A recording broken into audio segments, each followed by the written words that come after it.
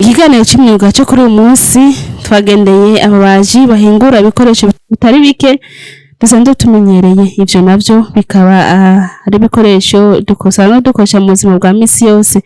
Aha twavuga amameza, intebe, ububati, ibitanda hamwe n'ibindi. Mu basanzwe bakora uwo mwuga baganira na Inox TV batubwiye ko kuva batanguye uwo mwuga bamaze kunguka ibitari bike. Bagaca babwira ko batera kamo urundi rwaruka gukura amaboko mu mpuzu bijukira imyuga bareke kwirirwa ku marigara. Amazina yanje nitwa Ndayishimiye Dieudonne. Mbonga ntabwo dukora nk'ishirahamwe ngaha iyi myateliye y'uwanje niyumviriye kugira ikintu gishobora kunteza imbere niyumvira gushinga ino ateliye. Ni kuvuga ntabwo ari ishirahamwe ngaha nkora ku gatwe kanje. Iki gikorwa twagitanguye kuva mu 2005 ariko kazi dukora yego cyane murakoze. Akarusho karahari kandi sinovuga ko ari gato, ubwo ni kanini kandi kaboneka. Kuva ntanguye gukora uno mwuga ndabona yuko hari ikintu maze kunguka, cyane cyane nk'ugwaruka.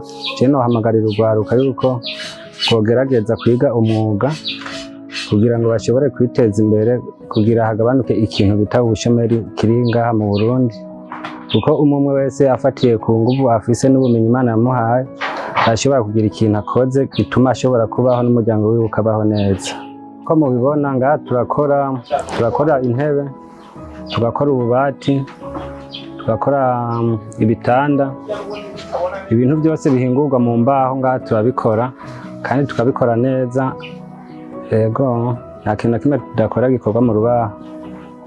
Imbaho turafise ahantu twenda kuzigurira hama tukazizana hano, tumaze kuzigura turazizana hano hama tukazihingura mu kintu tuba dushaka guhingura. Ntivyoroshe ariko turagerageza nyene tukabikora uko biba biri kose. Turagerageza gukoresha amaboko yacu, hariho bimwe dukoresha n'amamashini. Yego uko biri kose ntivyoroshe ariko nyene turagerageza buke buke. Umukiriya kugira kwijukire biravana n'ukuntu bukora. Icyambere biravana nuko uba uri umuntu ataburyarya ufise ku bakiriya bawe. Abakiriya twenga baratwitaba bivanye n'ukuntu basanzwe batuzi neza, tubanye neza n'abakiriya kandi turabakorera neza, tukabakorera ibintu bikomeye kandi vyiza cyane. Turagerageza kubahiriza isango twahanye n'abakiriya, turagerageza kubahiriza amasezerano tuba twasezeranye. Ego ibintu byabo tubibaha ku mwanya n'ukuri. Kamonotera abantu abanyamwuga cyane cyane abafundi bagenzanje nuko bogerageza kubahiriza isango baba bahanye n'umukiriya, kuko umukiriya mu Kirundi kiza bavuga ngo umukiriya n'umukwe. Ni ukuvuga rero uyu umukwe wawe umufashe nabi, umwana wawe nawe ntabakimuravye neza.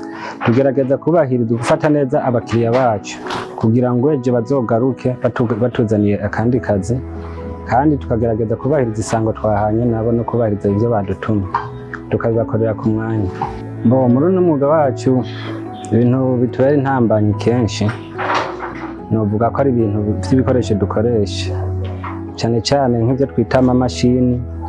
Ajya amamashini adufasha kugira imbaho zishobore kumera neza zigororoka, amamashini yo kurabota, yo gusatura, kubera bigurwa uburyo burebure. Ivyo bivanye n'uburyo tuba dufise kenshi biratugora kuronka. Ni ukuvuga ariko turagerageza gukoresha ivyo dufise nyene bito bito, bwa gusa hamwe uburyo bwabonetse urumva turipfuza kugeza ku rundi rugezo rwo kuba dufise ayo mamashini. Mu mashini muri uno mwanya nta turashobora kuronka. Ego ibiciro tubishinga twisunze ukuntu natwe tuba twarashoboye kuronka ibikoresho dukoresha. Ibikoresho tubirose vyoroshe natwe abakiriya bacu turaborohereza tukamanura ibiciro. Muga iyo tugiye ku isoko tugasanga ibikoresho dukoresha vyaduze, natwe tugerageza kugira iki gukorera ku biciro bihuriranye n'ibikoresho n'amahera tuba twaguze ibikoresho. Icyambere nosaba abazoba bariko baradukurikira nuko boza bakatwitura kugira ngo tubatunganirize mu kubakorera ibintu vyiza kandi bikomeye vyizewe. ibintu byo mu nzu harimo ibitanda, ububati, intebe zo kwicarako n'ibindi bintu bitandukanye. Turabahaye ikaze bazoze batugana aho dukorera ngaha mu Gasenyi inyuma ya Gare du Nord kugira ngo dushobore kubakorera ibintu byiza kandi byizewe. Sawa, murakoze. Icyo twobwira leta y'u Burundi ariyo leta mvyeyi, leta nkozi, nuko nabo nyene bodushigikira mu kutworohereza mu bikorwa byacu, mu kuduha cyane cyane nk'ingurane no mu kudufasha kugira ngo dushobore kuronka ibibanza vyagutse byo gukoreramo kugira ngo dushobore kwigisha n'abatoya bacu basigaye inyuma.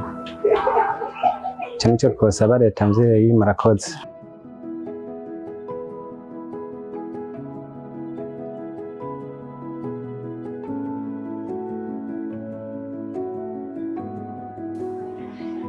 Kijeni yitwa Ndayizeye Japhet. Igihe tukatanguriye haciye igihe kinini, ndetse imyaka 5. Kuva iyo myaka 5 iheze ndamaze kuronka ibintu byinshi, ndamaze kuronka ibintu bitari bike kuva ndagatanguye. Kuri aka kazi kanje ko kubaza ndamaze kugakuramo ibintu byinshi. Nkaje nirabiye ko ibyo maze kugakuramo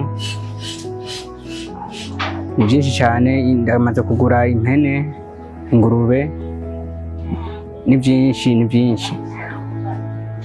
Nk'ubu jewe ndiko nditegura kubaka, kariko karamfasha kugira ndondere inzu yiwanje, kandi nibaze ko kazontungira n'umuryango. Kubabwira nobahanura yuko boja kwiga umwuga bakava muri ibyo bintu by'amarigara, ibintu byo kuza barigira ibintu by'ububirebire bakabiheba kandi bafise ingufu. Nico nobahanura. Muri kano kazi ce ntangorane ndagira, kubera jewe nkaje ndacari mutoya, kubera nta kintu turahura n'ingorane y'aka kazi kanje. Ururundi rwaruka ico narusaba ni ruze runkurikire, rukure amaboko mu mpuzu, rureke kwisinga amarigara baja mu bintu by'ubusumasuma kandi bafise ingufu. Nico nobahanura.